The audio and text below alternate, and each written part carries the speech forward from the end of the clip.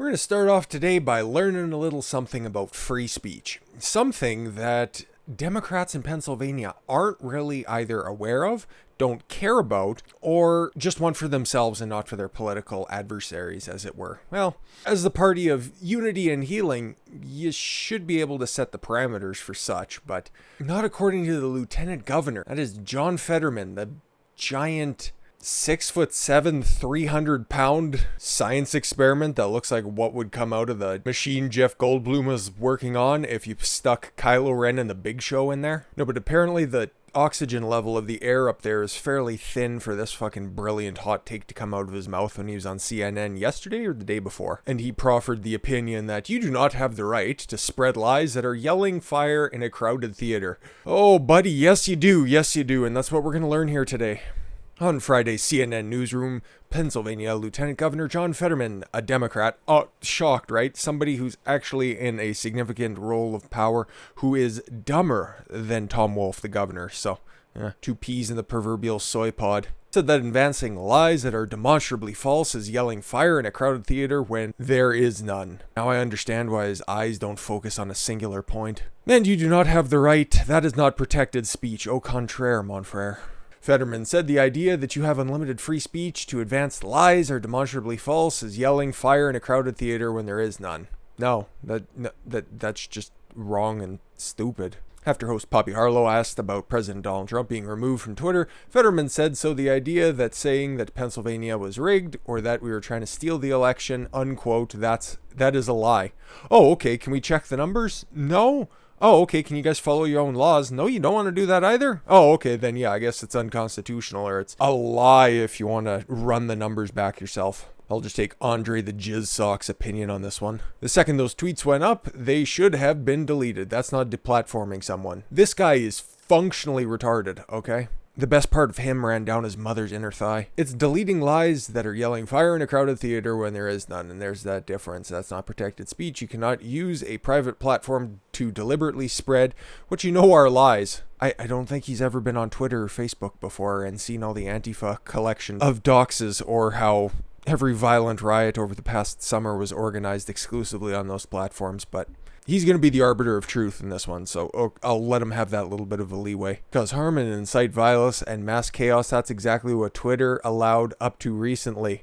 Oh, up until recently when they deplatformed him altogether, referring to Donald Trump as being the only person to have ever say anything bad? Listen, I don't want to be spreading lies and have his size 24 boot get planted firmly in my face. I don't need Big John Stooge there to chuck me over the top rope, but I hate to be the bearer of bad news, but the Supreme Court actually decided what is and isn't protected speech a long time ago, and as somebody who is in a significant position of power in a rather important state, I think you should probably know what is and isn't protected speech. This case has been making the rounds lately quite a bit because it's the one that every constitutional lawyer or anyone who has really weighed in on the impeachment or did any kind of research into what Trump said at the ellipse to the crowd of people that were there. When you have the dissenting opinions over there saying, oh, he incited violence that day with that speech. But there's a clear and defined definition of what is incitement to violence. And Brandenburg v. Ohio is that such case, decided in 1969.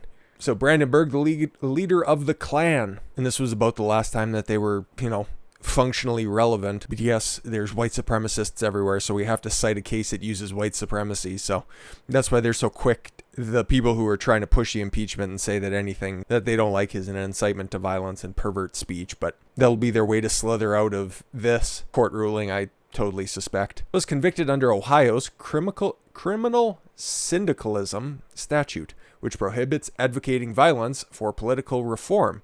The Ohio Supreme Court affirmed his conviction. Okay, so the state of Ohio thought that this was not protected speech, but the United States Supreme Court reversed. It's weird that you can read historical documents and the United States Supreme Court actually steps in and does something from time to time. Weird, huh? It found that Ohio's statute punishes mere advocacy and is therefore in violation of the First Amendment. The court held that the government cannot punish speech unless it is intended to incite imminent lawless action. And there are specific parameters that speech must comply to in order to be an incitement to violence. Brandenburg, a Klan leader, invited reporters to a Klan rally. The reporters recorded him making racist statements and advocating a vengeful action against the governments, specifically blacks and Jews, because it's the Klan after all. Who do you think they'd be calling out, the Polish? The state of Ohio convicted Brandenburg under its criminal syndicalism statute, which essentially prohibits advocating violence for political reform. Procedural history: Brandenburg appealed his conviction, citing violations of the First and 14th Amendments. Ohio's Intermediate Appellate Court and Supreme Court affirmed without opinion, and the United States Supreme Court agreed to hear the case, because that would be interesting, I suppose. And if you're to have any sort of moral consistency, one side cares about this a lot more than the other. You have to be willing to defend speech that you would disagree with, which is why I've been thinking a lot about the deplatforming, and if the shoe was on the other foot, if I was seeing all this stuff happen to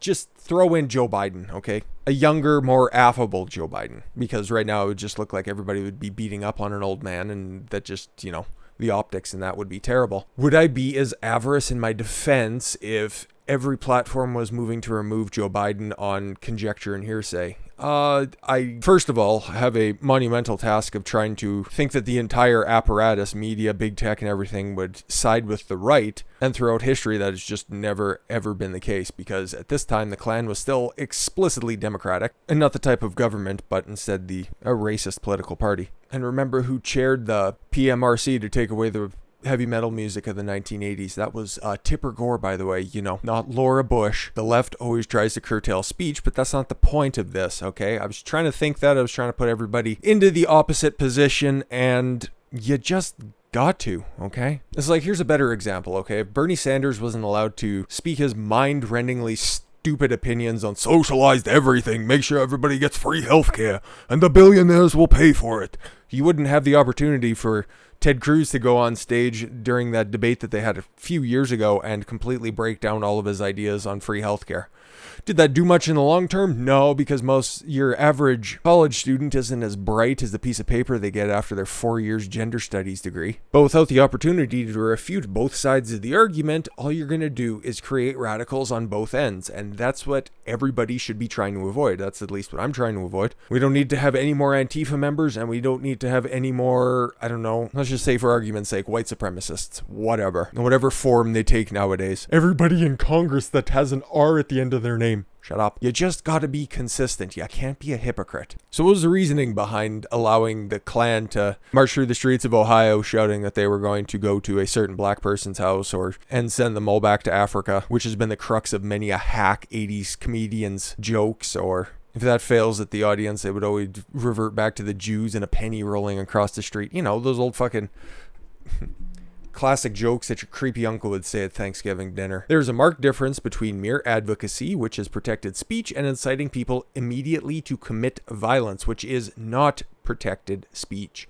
Ohio's criminal syndicalism statute does make that distinction. Indeed, Ohio's statute criminalizes mere advocacy as well as incitement, and therefore violates the First and 14th Amendments. Justice Black, who's widely regarded as one of the best justices of all time, his concurring opinion in affirming this ruling by the United States Supreme Court agrees with Justice Douglas' concurrence that the clear and present danger test has no place in the court's interpretation of the First Amendment. And Justice Douglas notes that Justice Oliver Wendell Holmes' clear and present danger test has rightfully fallen out of favor because it prohibited speech that would have been protected. Justice Douglas concluded that the classic example of shouting fire in a crowded theater is the only instance where speech may be prohibited. That is because it is speech bridged with action, a call to your body, not to your mind. That is the big difference, okay? Shouting fire in a crowded theater means that there is an imminent danger there, and that is telling you to get the fuck out there. Telling that or saying something on a website somewhere that, you have a time, place, a name, and a means of committing some sort of act against somebody. It might be reprehensible, it might be against your morals, but it's not telling you to immediately do something. Otherwise, your life is going to be in danger. And yes, this is kind of the landmark case when it comes to free speech issues, as it establishes the imminent lawless action test known as the Brandenburg test. It remains the standard for courts analyzing government attempts to punish inflammatory speech. But what about, my private company? They can do whatever they want, terms of service, lol. Just wait for it to swing back in your favor. And I'll be here to say that it's unfair and unconstitutional, but theoretically, you dopes don't have a fucking leg to stand on. Maybe you can ask the Lieutenant Governor of Pennsylvania if he can prop you up. God knows he has a body mass for it. But yeah, that was just a quick one on free speech, because free speech is important, and when it gets silenced on one side, you can bet in time it's coming for the other. I just can't cite this case, but all you need to do is just look at the gulags, because you can never be pure enough, people on the left. I thank you all very much for the gift of your time. I've been Don Consuelo. I want you to follow your gut and get after it. Take care, everyone.